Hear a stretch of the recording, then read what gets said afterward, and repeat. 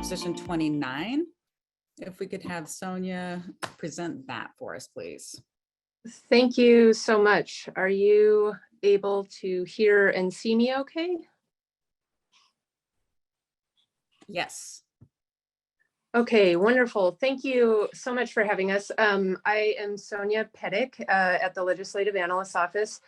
Now, Proposition 29 concerns kidney dialysis clinics in California. And like my colleagues, I'll first provide a bit of background and then get into the details of the measure. California has about 650 licensed dialysis clinics, each of which is overseen by a medical director who must be a board certified physician. And the role of medical director reflects about one quarter of a full-time position. Together, these 650 clinics serve roughly 80,000 patients per month.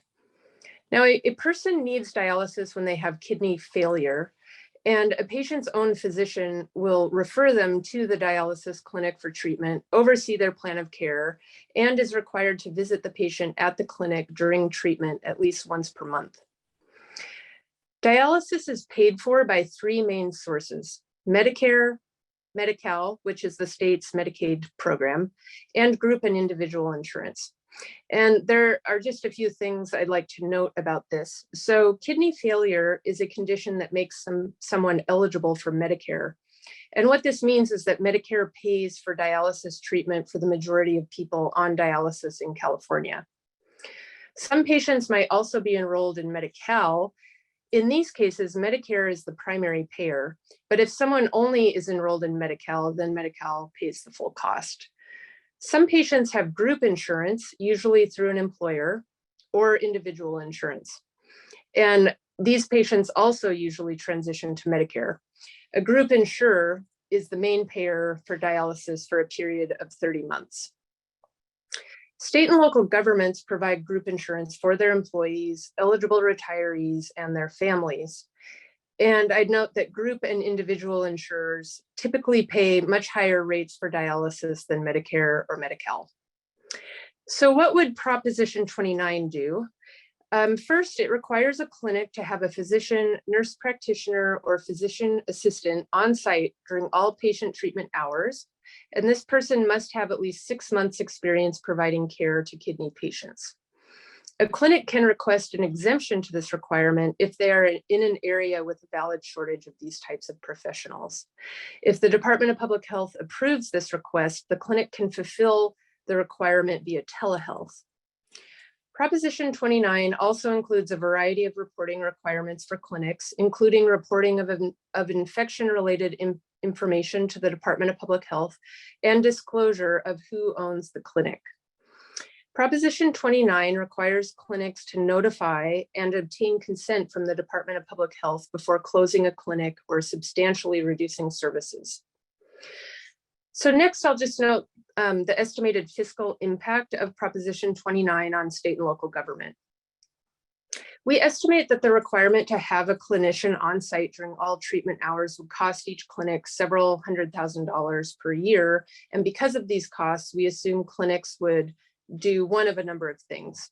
They may try to negotiate higher payment rates with private commercial insurers, and to a lesser extent with Medi-Cal managed care plans. They may continue operations, but with lower profits. And some may close clinics after seeking and obtaining consent from the Department of Public Health. Those responses by clinics could increase Medi-Cal costs, as well as the cost of state and local government employee and retiree health insurance costs due to higher payment rates, and also due to the fact that some patients may require treatment in costlier settings like hospitals if some clinics were to close. We estimate that these costs would be in the tens of millions of dollars annually. Thank you. Much.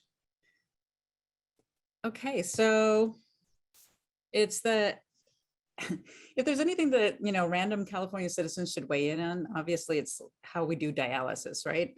This is not the first time this has been on the ballot. It's the Healthcare Workers Union, SEIU, that has put this on the ballot again. And We have in support the Democratic Party and in opposition the Republican Party of California. We have that union, that healthcare workers union, in support of it. In opposition, we have the California Chamber of Commerce, the companies that provide the dialysis, the biggest dialysis companies in the state, the American Nurses Association, Taxpayers Associations, California Medical Association, et cetera. And as far as newspapers, there are none in support so far, and in opposition, we have the LA Times, Sacramento Bee, Mercury News, Orange County Register, et cetera. And then in terms of expenditures, we have the union that put it on the ballot in favor. And then we have those companies that do the actual dialysis that are on the other side of this. And so you can see that there's a huge difference. The opponents have raised a bunch of money and the supporters have not. So we have, again, I want to say that these numbers are not identical in these two slides because this one isn't as updated as this one. But overall, what this tells us is that we have far more money from those dialysis companies coming into this than we have in the support side. All right, what questions do you have on Prop 29? So the first question has to do with the why of this proposition. So is there a problem that this proposition is attempting to fix? Are there some clinics that have had a large amount of patient damage or other kinds of issues? Thank you for the question. That's not something that I can specifically weigh in on. Our analysis doesn't cover the scope of sort of why the proponents, what problem they may have identified to put the measure on the ballot.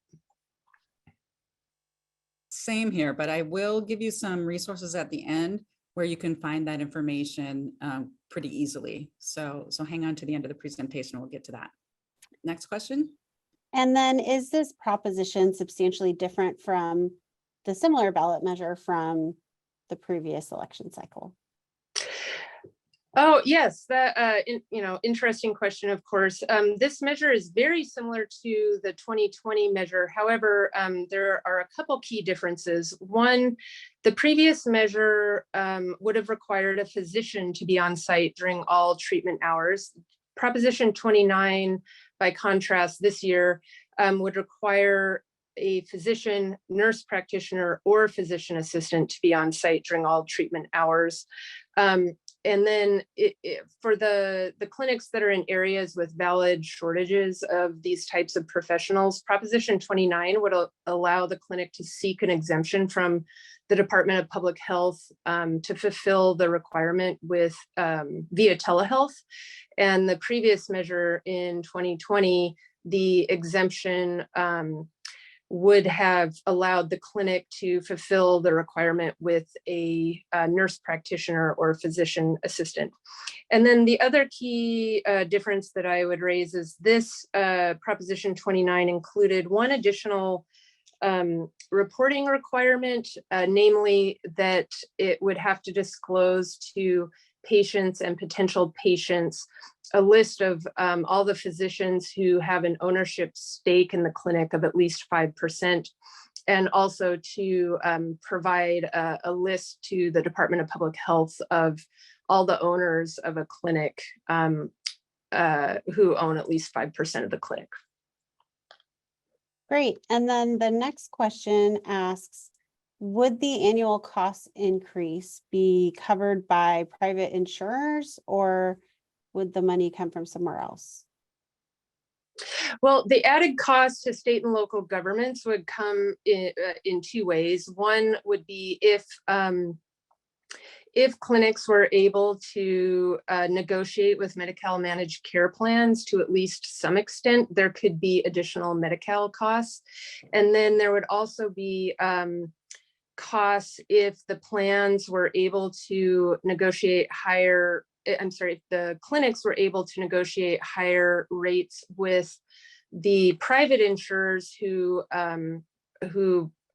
provide coverage for state and local government employees and retirees. And then next Let's question. call, Oh, sorry. sorry, Call we're it? getting Sorry. shorter on time than I would like us to be. So let's move on to the next one. Thank you for your answers and questions.